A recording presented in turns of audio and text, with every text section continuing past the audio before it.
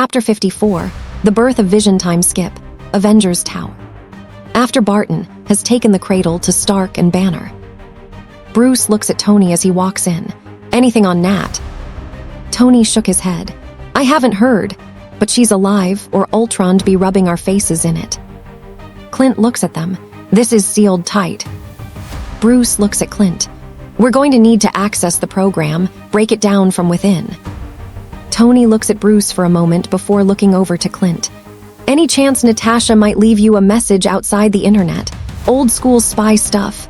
Clint shakes his head. There's some nets I can cast. Yeah, all right, I'll find her. He leaves as Bruce looks at him.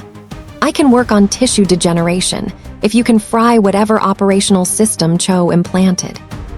Tony scratches the back of his head. Yeah, about that. Bruce looks at him, then shakes his head. No. Tony raised his hand. You have to trust me. Bruce shakes his head. Kind of don't. Tony looks at him. Our ally, the guy protecting the military's nuclear codes, I found him. He brings up the 3D image of Jarvis's consciousness. Jarvis speaks up. Hello, Dr. Banner. Tony looks at him. Ultron didn't go after Jarvis cause he was angry. He attacked him because he was scared of what he can do. So JARVIS went underground. Okay? Scattered dumped his memory, but not his protocols. He didn't even know he was in there until I pieced him together. Bruce scoffs. So, you want me to help you put Jarvis into this thing? Tony looks at him.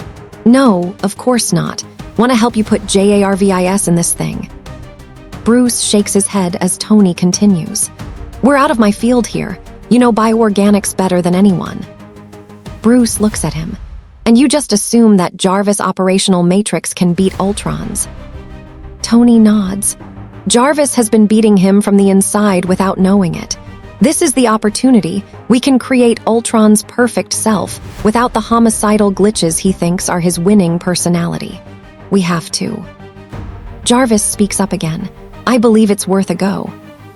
Bruce shakes his head. No, I'm in a loop. I'm caught in a time loop. This is exactly where it all went wrong. Tony looks at him. I know what everyone's going to say, but they're already saying it. We're mad scientists. We're monsters, buddy. You gotta own it. Make a stand. Bruce shakes his head again as Tony continues.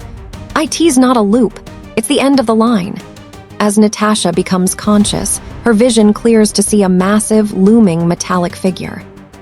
Ultron looks at her. I wasn't sure you'd wake up. I hoped you would. I wanted to show you something. I don't have anyone else. I think a lot about meteors, the purity of them. Boom. The end. Start again. The world made clean for the new man to rebuild. I was meant to be new. I was meant to be beautiful.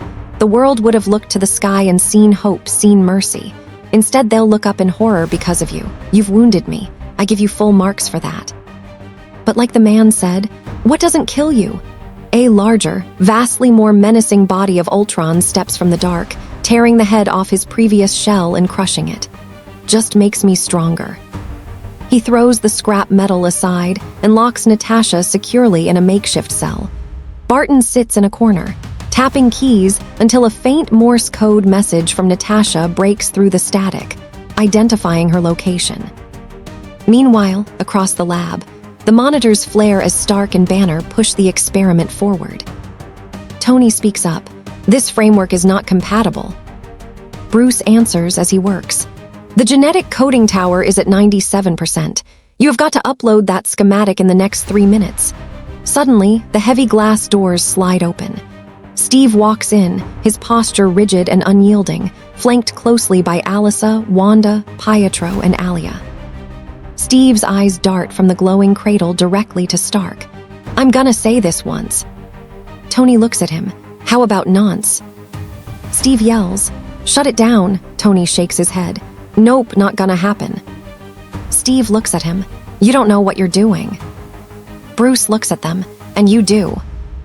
He points a finger at Wanda, then shifts his furious glare directly to Alisa. She's not in your head. You're letting a Grimm and a psycho witch call the shots now, Cap. Alisa steps forward, her hand dropping onto the handle of her blade, her voice dangerously calm. Watch your tone, Banner. She saw what's inside his head. We're trying to prevent another slaughter, not start one. Wanda slowly walks in. I know you're angry. Bruce scoffs. Oh, we're way past that. I could choke the life out of you and never change a shade. Steve steps in front of Alisa defensively, his arms slightly extended to keep her behind him. Banner, after everything that's happened. Tony cuts in. That's nothing compared to what's coming. Wanda speaks up. You don't know what's in there. Steve shakes his head. This isn't a game. In a sudden streak of silver blue light, Pietro speeds across the room, ripping through the wiring and smashing the terminal monitors to pieces. No, go on, you were saying. A gunshot rings out from above. Clint, standing on the catwalk, fires a trick arrow that shatters the glass floor beneath Pietro. Pietro drops right through, crashing heavily into the lower level. Wanda yells, Pietro.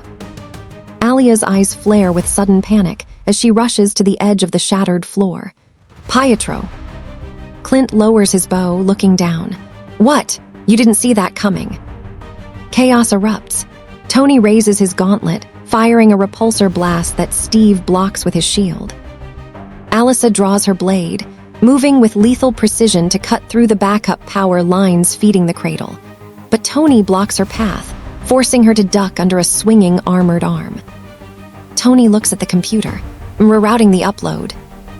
Bruce latches onto Wanda to keep her from using her magic. Go ahead, piss me off. Alia leaps down into the lower level, dropping to her knees beside Pietro. Her hands, still radiating a faint, protective supernatural warmth, gently grip his shoulders as she helps him up. Alia's voice frantic with genuine emotion. Are you all right? Look at me, are you hurt? Pietro wincing, but offering her a breathless, cocky smirk as he pulls himself up. Took a little fall. I am fine, Moja Lyubov. Stay close. Before the fighting can escalate further, a massive crash echoes from the ceiling. Thor lands squarely on top of the regeneration cradle, his cape billowing. Without a word, he raises Mjolnir high, summoning a massive, blinding bolt of lightning that channels directly into the cradle's interface. Bruce yells, Wait! The glass of the cradle shatters completely under the immense electrical discharge. The synthetic body rises, bursting from the smoke, and launches itself directly at Thor. Thor catches the entity and hurls it across the room toward the panoramic windows, but the creature halts perfectly in midair, levitating just inches from the glass as it calms itself. Vision looks outside as he starts to speak, in a resonant, synthetic version of JARVIS' voice, looking down at his hands. I'm sorry, that was odd. He floats down, facing Thor. Thank you. Steve instantly stepping closer to Alisa, his hand sliding into hers to keep her grounded as they stare at the red-skinned entity. Thor, you helped create this. Thor looks at him. A whirlpool that sucks in all hope of life, and at its center is that. Bruce looks confused. What, the gem? Thor looks over to Bruce. It's the Mind Stone. It's one of the 6 Infinity Stones, the greatest power in the universe, unparalleled in its destructive capabilities. Steve looks confused. Then why would you bring? Thor looks over to Steve. Because Stark is right. Bruce looks away. Oh, it's definitely the end times. Thor looks at everyone. The Avengers cannot defeat Ultron. Vision looks at them, not alone. Steve looks at Vision, confused. Why does your vision sound like JARVIS? Tony shrugs his shoulders. We reconfigured JARVIS Matrix to create something new. Steve shook his head. I think I've had my fill of new. Vision looks over to Steve. You think I'm a child of Ultron? Steve looks at him. You're not. Vision shakes his head. I'm not Ultron. Alisa steps forward slightly. He's not lying. Ultron is focused on eliminating the universe, Vision. Is it? He's not thinking that way, or he would have blasted all of us. Vision nods to Alisa. She's right, but I'm not Ultron and I'm not JARVIS. I am. Wanda shook her head. I looked in your head and saw annihilation. Vision looks at her. Look again. Clint walks into the main room, his bow restrung. Yeah, her seal of approval means jack to me. Thor steps forward. Their powers, the horrors in our heads, Ultron himself, They all came from the Mind Stone, and they're nothing compared to what it can unleash. But with it on our side. Steve looks at Thor. Are you on our side? Vision looks at Steve. I don't think it's that simple. Clint speaks up. Well, it better get real simple real soon. Vision looks at everyone. I am on the side of life. Ultron is not. He will end it all. Tony looks at Vision. What's he waiting for? Vision looks at Tony. Bruce looks at Vision. Where? Clint looks at them. Sokovia, he's got Nat there too. Bruce steps forward. If we're wrong about you, if you're the monster that Ultron made you to be. Vision looks at Bruce. What will you do? He looks around at each of them sequentially, his gaze pausing briefly on Alisa's analytical, lethal stare. I don't want to kill Ultron. He's unique and he's in pain. But that pain will roll over the Earth, so he must be destroyed. Every form he's built, every trace of his presence on the net, we have to act now.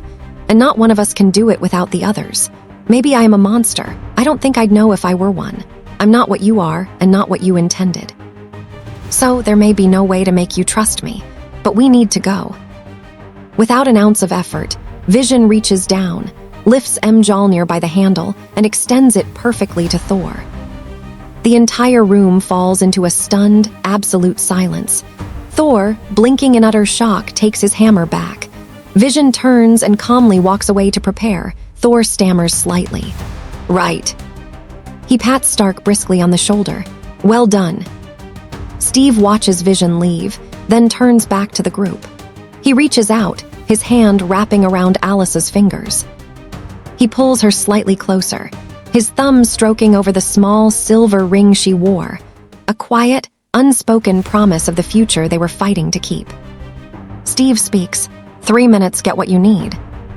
Chapter 55, The Fall of Sokovia. Time skip, Avengers Tower. The team collectively finishes preparing for the drop into Sokovia. In the corner of the workshop, Tony Stark carefully slips a new interface drive into his terminal console. Initializing the replacement for his lost AA Friday speaks up. Good evening, boss. Tony mutters to himself.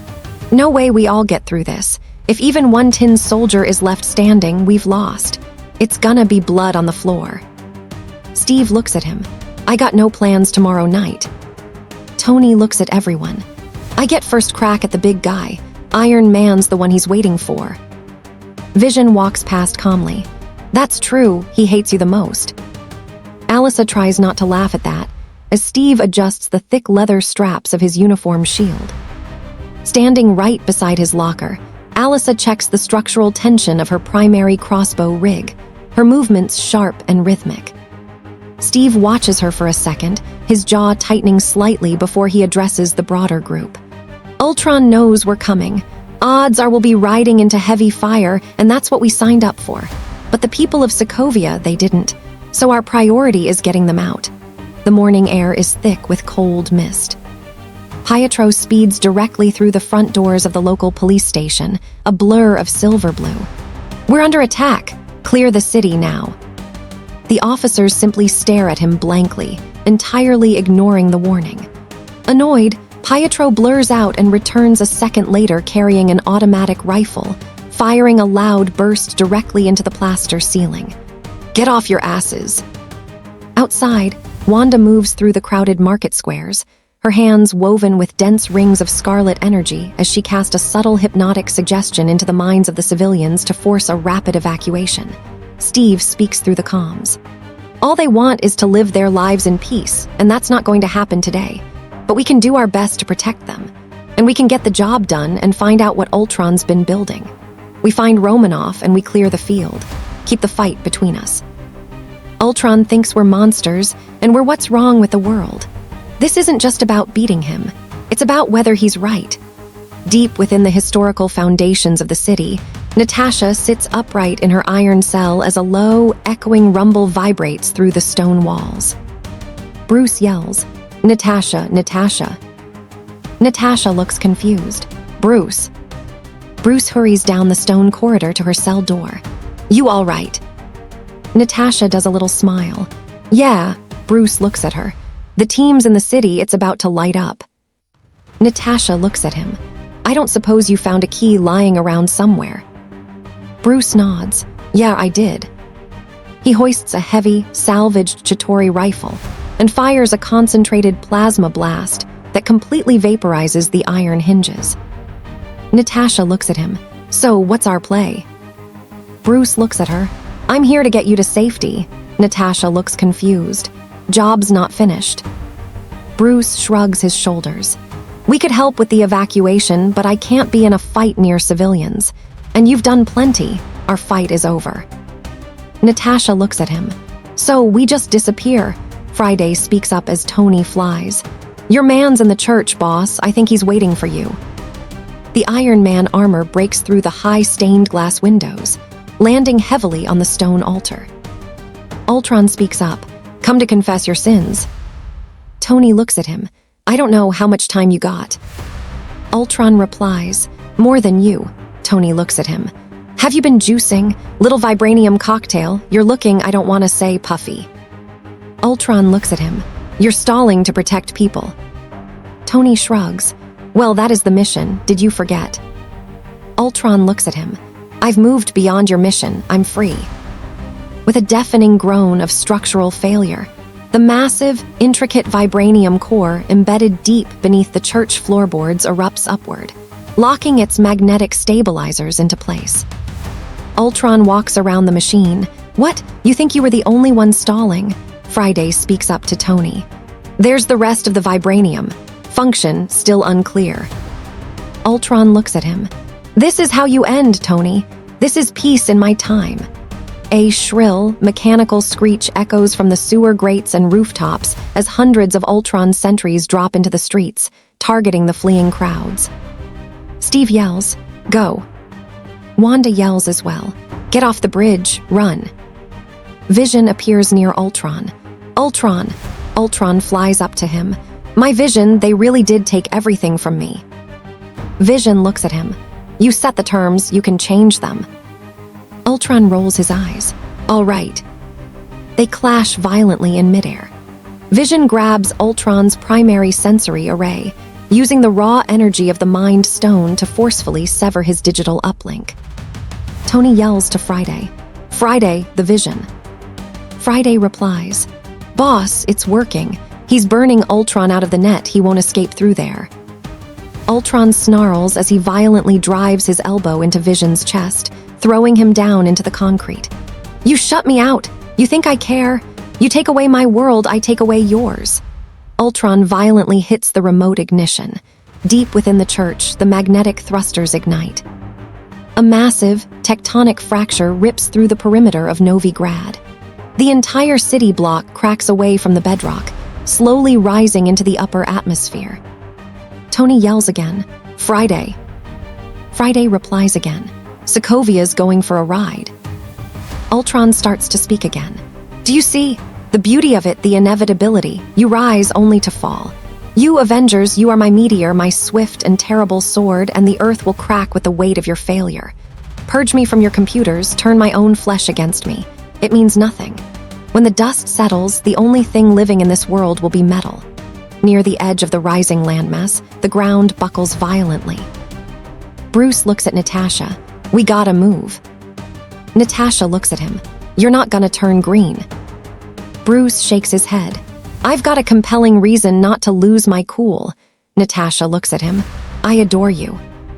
She kisses him suddenly, then hooks her hand into his collar and shoves him backward off the collapsing ledge. But I need the other guy. A massive, green hand grabs the stone lip, and the Hulk leaps into the air with a deafening roar. Natasha climbs onto his shoulders. Let's finish the job. The Hulk bounds across the rising rooftops. She looks at the Hulk. I really hope this makes us even. Now go be a hero. The Hulk drops her safely on a main thoroughfare and leaps toward a swarm of sentries.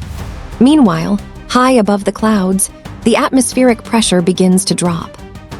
Friday tells Tony, the vibranium core has got a magnetic field. That's what's keeping the rock together.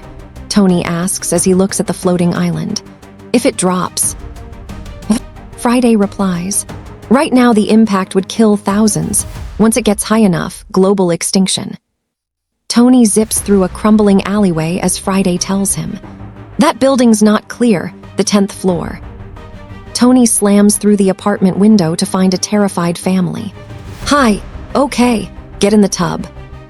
He hoists the cast iron bathtub and flies them out as the brick walls collapse inward as Friday tells him. I got airborne, heading up to the bridge. Tony speaks through the comms to Steve. Cap, you got incoming. Steve grunts as the iron suit attacks him, then manages to kill it. Incoming already came in. Stark, you worry about bringing the city back down safely. The rest of us have one job, tear these things apart. You get hurt him back. You get killed, walk it off. Barton drags a panicked Wanda into an abandoned brick alcove as 5 sentries smash through the walls above them. Go, move. Wanda crouched down, her hands shaking as her red mist flickers weakly. How could I let this happen? This is all our fault. Clint stops and looks at her. Hey, look at me. It's your fault. It's everyone's fault. Who cares? Are you up for this? Are you? Look, I just need to know, cause the city is flying. Okay, look, the city is flying. We're fighting an army of robots and I have a bow and arrow. None of this makes sense. But I'm going back out there because it's my job. Okay? And I can't do my job and babysit. It doesn't matter what you did or what you were. If you go out there, you fight and you fight to kill. Stay in here, you're good. I'll send your brother to come find you. But if you step out that door, you are an Avenger. Wanda stares at him, her lips trembling as Clint continues. All right, good chat. Yeah, the city is flying. Clint steps back out into the open, firing 3 explosive trick arrows into the chest of an advancing unit. On the main bridge, Steve pulls a stranded civilian from a dangling car chassis. I got you. Just look at me. Ultron hover above the broken asphalt. Oh, can't save them all. You'll never. A heavy hammer strike from Thor shatters the drone next to him, sending the chassis over the edge. Steve yells, You'll never what? You didn't finish. What were you napping? Ultron speaks to Thor. Thor, you're bothering me. While the main force fights near the bridge, a secondary detachment of drones lands near the evacuation line. Alisa stands firm, her crossbow firing a heavy, specialized zinc-tipped bolt through the optical sensor of a sentry. Beside her, Alia moves like a total ghost, her amber crimson eyes wide and glowing as her hellhound flames reduce a drone's hydraulic joints to molten slag. 3 more drones land, their metal plates clicking as they surround them. Alisa drops her empty bow, drawing her twin hunting blades with a practiced, lethal flip of her wrists. She glances sideways at Alia, her voice carrying its signature dry, guarded edge. Nice parlor trick with the fire, Mickelson. Let's see if you can keep up without Strucker giving the commands. Alia's voice echoes with a slight supernatural resonance, entirely human but laced with ancient predatory power. I don't need a master to tell me how to burn trash, Grimm. Watch your flank. Alisa ducks under a swinging iron arm, her blade slicing cleanly through the exposed wiring of the drone's neck. My flank is fine. Focus on your own targets before Tony has to come back down and clean up your mess. A drone charges Alisa from behind, its arm extending a high-frequency blade. Alia blurs in a flash of vampire speed, catching the machine's metal wrist with her bare hand and twisting it until the metal snaps with a loud, grinding crunch. Alia hurling the broken machine into a brick wall. You talk too much for someone who can't see behind her own head. Alisa stabbing her blade through the central processor of another unit, her breath steady. I see exactly what I need to see. Steve drops down from the higher overpass, landing right beside Alisa, his shield snapping back onto his forearm. He instantly checks her over with a quick, intense look of concern. Alisa, you all right? Alisa wiping a smudge of black hydraulic oil from her cheek, offering him a sharp, reassuring nod. Never better, Steve. Your new supernatural recruit is just showing off. Steve turns his eyes to Alia, his tone firm but appreciative. Good. We need the muscle. Keep the path to the lifeboats clear. Wanda finally steps out of the building, her confidence restored as she unleashes a massive, shock-reflective wave of red energy that splits 4 drones completely in half.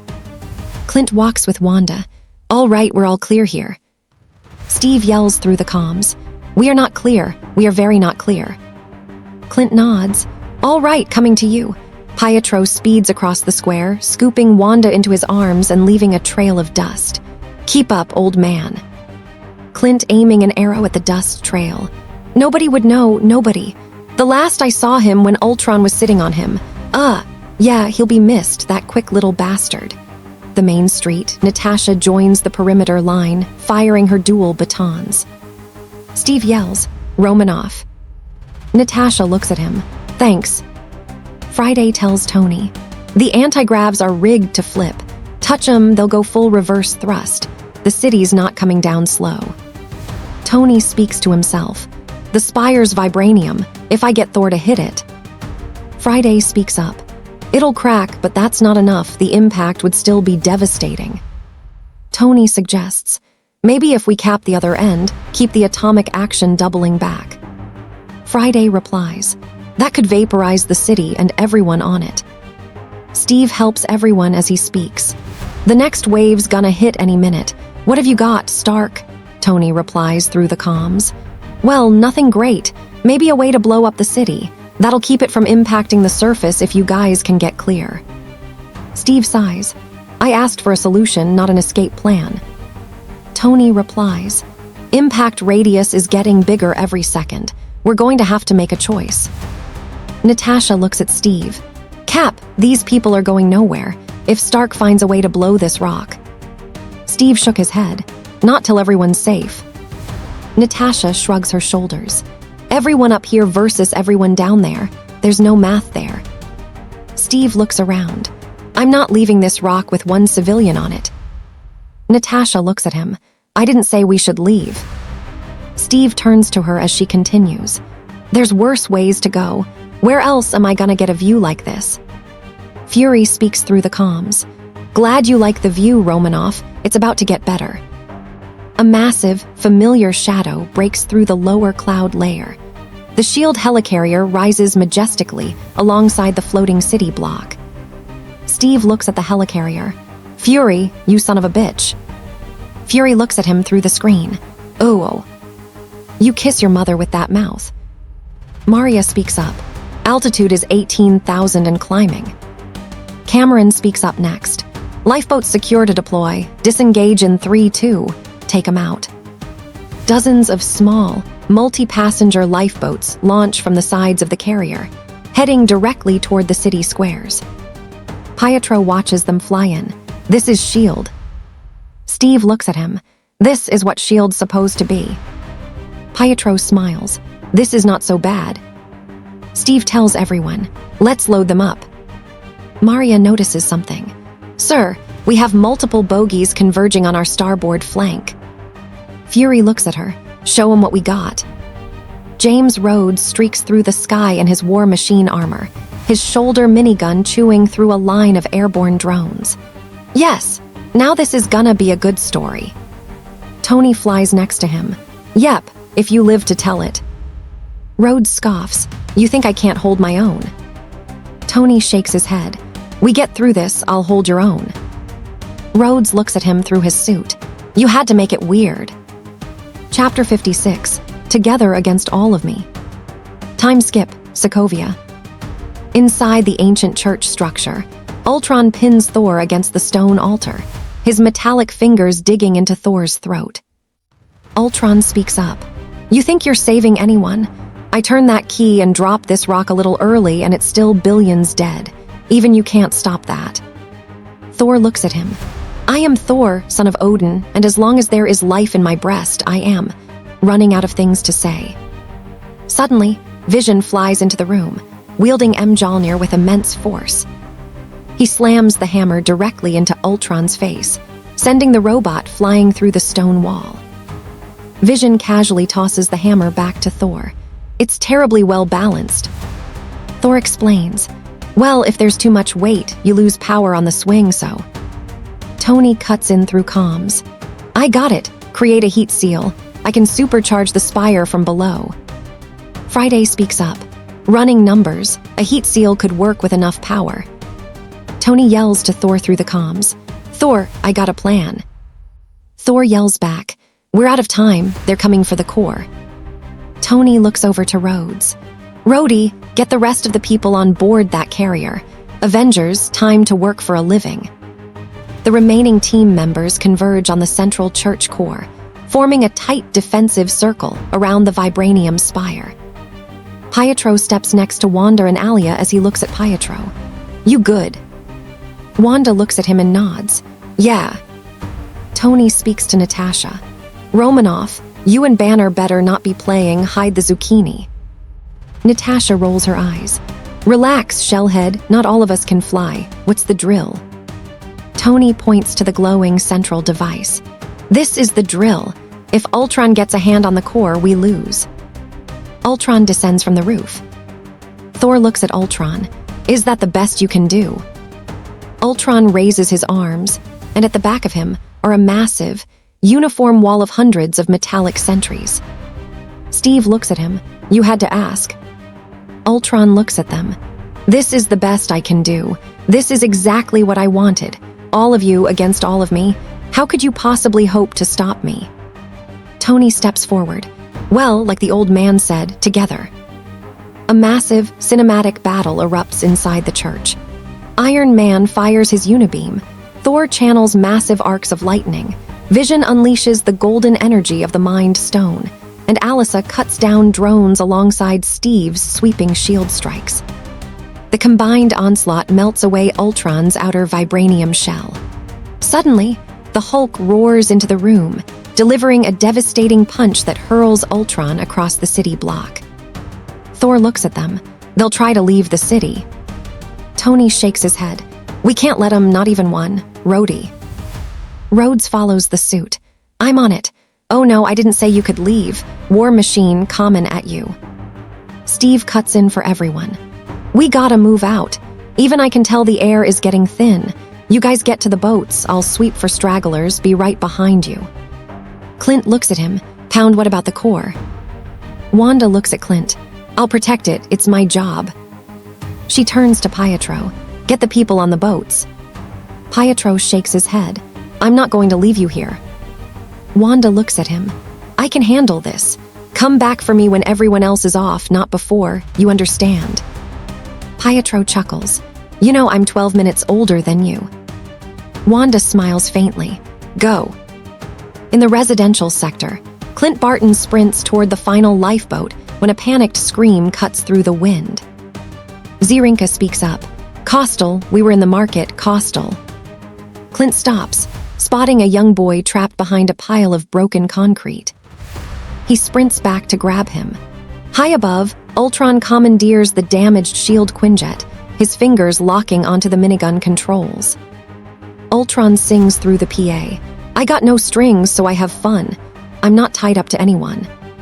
The Quinjet's heavy rotary cannons roar to life, tearing up the asphalt in a straight line toward Clint and the boy. Clint turns his back, shielding the child with his own body, bracing for the impact, and a streak of silver-blue light blurs across the square. Pietro runs directly into the line of fire, intending to throw himself in front of them. But before the bullets can pierce his skin, a massive, explosive shockwave of amber-crimson hellhound fire slams into his ribs from the side. Alia moves with a terrifying, unparalleled burst of pure vampire speed, tackling Pietro out of the trajectory completely. They crash violently into a brick wall as the line of heavy-caliber rounds chews through the exact spot where Pietro had been standing a millisecond prior. The jet screams overhead and vanishes into the clouds. Pietro gasps for breath on the pavement, staring up at her in shock. Alia, you. Alia's eyes blazing with furious, raw panic as she grips his jacket, her voice shaking.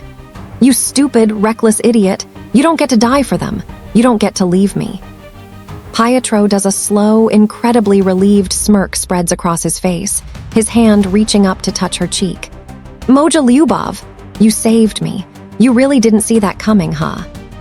Clint Barton, completely unharmed, blinks in utter disbelief, holding the young boy tightly before rushing them onto the final lifeboat. The Hulk leaps into the sky, crashing through the cockpit of the Quinjet and violently hurling Ultron out into the train tracks below. Clint delivers the boy safely to his sister on the lifeboat, collapsing onto a bench with a massive sigh of exhaustion. Oh, it's been a long day. Inside the church, Wanda finds the heavily damaged prime unit of Ultron dragging itself across the stone. Ultron looks at her. "Wanda, if you stay here, you'll die." Wanda looks down at him, her eyes completely overtaken by a brilliant, terrifying crimson glow. The horrifying vision he forced into her mind at the laboratory, the image of a burning, shattered Earth and global extinction, flares behind her eyes, fueling a quiet, absolute rage. Wanda speaks. "I saw what you wanted to do to this world. Do you know how it felt?" She steps forward, her scarlet energy wrapping tightly around his chest plates, tearing them open with a sickening screech of metal. "It felt like that." With a fierce, sharp gesture, she plunges her magic deep into his chassis and violently wrenches his central glowing core completely out of his body. Ultron's primary unit goes completely dark, slumping onto the stone. Outside, a remaining stray drone slaps its metallic hand onto the auxiliary control console, turning the key. The stabilizers fail completely, and the floating city block begins its violent, rapid descent toward the Earth. Tony speaks to Thor over comms. "Thor, on my mark." Before the ceiling can collapse inward, Vision flies down through the shattered dome. He quickly scoops Wanda into his arms, using his density shifting to shield her as he flies straight up through the collapsing roof into the open air. Tony yells, "Now!" With a deafening roar, Thor brings Mjolnir down directly into the central Vibranium spire, unleashing a massive, blinding strike of cosmic lightning that shatters the core and vaporizes the falling landmass into harmless dust before it can touch the surface. In a secluded, silent clearing on the outskirts of the Sokovian wilderness, the final damaged Ultron drone crawls through the dirt. Vision descends quietly from the sky, landing a few feet away. "You're afraid." Ultron scoffs, "Of you." Vision shook his head. "Of death, you're the last one." Ultron looks at him. "You were supposed to be the last. Stark asked for a savior and settled for a slave." Vision looks at him. "I suppose we're both disappointments." Ultron lets out a raspy, mechanical chuckle. "I suppose we are." Vision looks at him. "Humans are odd. They think order and chaos are somehow opposites and try to control what won't be. But there is grace in their failings. I think you missed that." Ultron looks at him. "They're doomed." Vision nods. "Yes, but a thing isn't beautiful because it lasts. It's a privilege to be among them." Ultron looks at him again. "You're unbearably naive." Vision shrugs slightly. "Well, I was born yesterday." As the drone lunges forward, Vision raises his hand, the brilliant yellow light of the Mind Stone flaring as it completely disintegrates the final remnant of Ultron into nothingness. We see Barton returning to his family on the farm, stepping onto the front porch where his kids rush to hug him. This is followed by a shot of Tony Stark driving his sleek Audi sports car down the winding roads toward the newly established Avengers facility in upstate New York. Inside the facility, Natasha Romanoff sits on a sleek bench, looking down at her phone. A video plays on the screen, showing Laura holding a newborn baby boy. Laura smiles in the video. "Look, say hi to Auntie Nat." The camera zooms in on the baby's hospital bassinet card, showing the full name, Nathaniel Pietro Barton. Natasha smiles faintly, a soft huff escaping her lips. "Fat." Fury steps into the room, leaning his hands on the railing behind her. "One of our tech boys flagged this, splashed down in the Banda Sea. Could be the Quinjet, but with Stark stealth tech, we still can't track the damn thing." Natasha nods. "Right."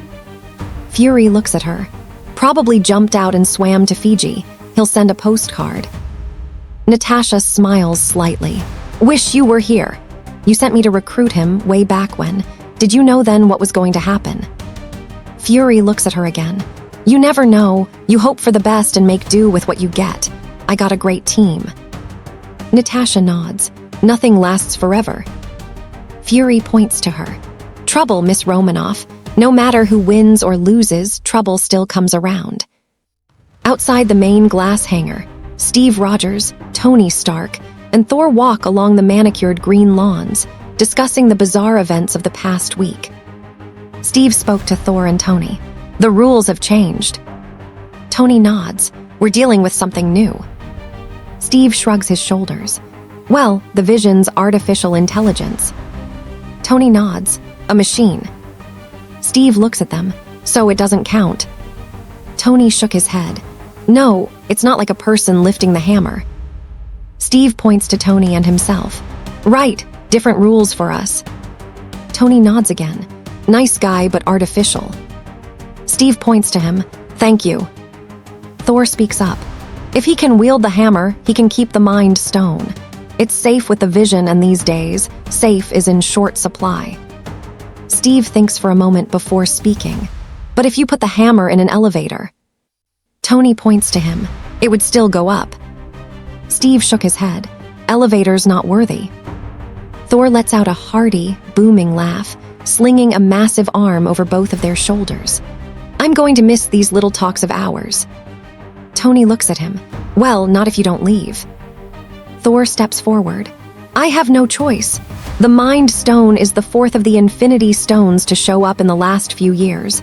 That's not a coincidence. Someone has been playing an intricate game and has made pawns of us. But once all these pieces are in position... Tony looks at him. Triple Yahtzee. Steve looks at him as well. You think you can find out what's coming? Thor nods. I do. He glances back toward the facility, nodding toward Tony. Besides this one, there's nothing that can't be explained. Thor steps out onto the open grass, raising his face to the sky. He calls out, and a blinding beam of rainbow light cascades from the heavens. The Bifrost pulls him back to Asgard, leaving a massive, intricate geometric sigil scorched deep into the lawn. Tony stares at the smoking grass. That man has no regard for lawn maintenance. I'm gonna miss him, though. And you're gonna miss me. There's gonna be a lot of manful tears. They begin walking over toward Tony's parked car, where Alisa Gilbert is already waiting, leaning against the polished hood with her arms crossed. Steve looks at Tony. I will miss you, Tony. Tony looks at him. Yeah, well, it's time for me to tap out. Maybe I should take a page out of Barton's book and build Pepper a farm, hope nobody blows it up. Steve smiles. The simple life. Tony looks at him. You'll get there one day. Steve shrugs his shoulders. I don't know, family, stability. The guy who wanted all that went in the ice 75 years ago. I think someone else came out. Tony stops by the driver's side door, turning his gaze to Alisa, then back to Steve, offering a subtle, knowing smirk. You all right? Steve looks at Alisa, his expression softening completely as he grabs her hand. I'm home. Tony climbs into his car and guns the engine, speeding out of the facility gates. Alisa looks up at Steve, her fingers interlacing with his as she gives his hand a gentle squeeze. Ready to head back to Portland? I think we've had our fill of killer robots for a lifetime. Steve smiles down at his girlfriend, his mind drifting to the hidden velvet box tucked safely away in his jacket pocket, planning the afternoon they would spend strolling through Washington Park. More than ready, let's go home, Alisa. Steve and Alisa walk back into the main glass corridor. Across the hall, Pietro Maximoff leans against a structural pillar, his arm loosely wrapped around Alia Mickelson's waist. Alia rests her head against his shoulder, her amber crimson eyes calm and peaceful now, completely free from the hypnotic dark magic that had bound her. Pietro catches Steve's eye, offering a respectful nod as the captain prepares to take a temporary leave. Steve returns the nod, then spots Natasha standing entirely alone, staring out the massive panoramic window at the empty training courtyard. Steve steps over to her. You want to keep staring at the wall, or do you want to go to work? I mean, it's a pretty interesting wall. Natasha looks over to him. I thought you and Tony were still gazing into each other's eyes. How do we look? Steve sighs. Well, we're not the 27 Yankees. He hands her a tactical tablet, and Natasha scanning the screen as she speaks. We've got some hitters. Alisa leans in slightly, looking at the roster with a confident smirk. They're fast and they've got fire, literally. Steve nods. They're good, they're not a team. Natasha looks at them. Let's beat them into shape. Pietro and Alia untangle themselves, stepping up alongside the group as the massive, reinforced blast doors of the training bay slide open. Steve, Natasha, and Alisa step inside, standing side by side at the head of the room, while Pietro and Alia seamlessly glide into the lineup with the others. Gathering before them in pristine formation are James Rhodes in his newly polished War Machine suit, Vision floating inches above the floor, Sam Wilson adjusting his Falcon wing pack, Wanda Maximoff stepping forward in a sleek, powerful new scarlet uniform, and right beside them, Pietro and Alia standing shoulder to shoulder, ready for what's next. Steve plants his boots firmly on the ground, his shield catching the light as he looks over the new roster. Avengers. End of Age of Ultron.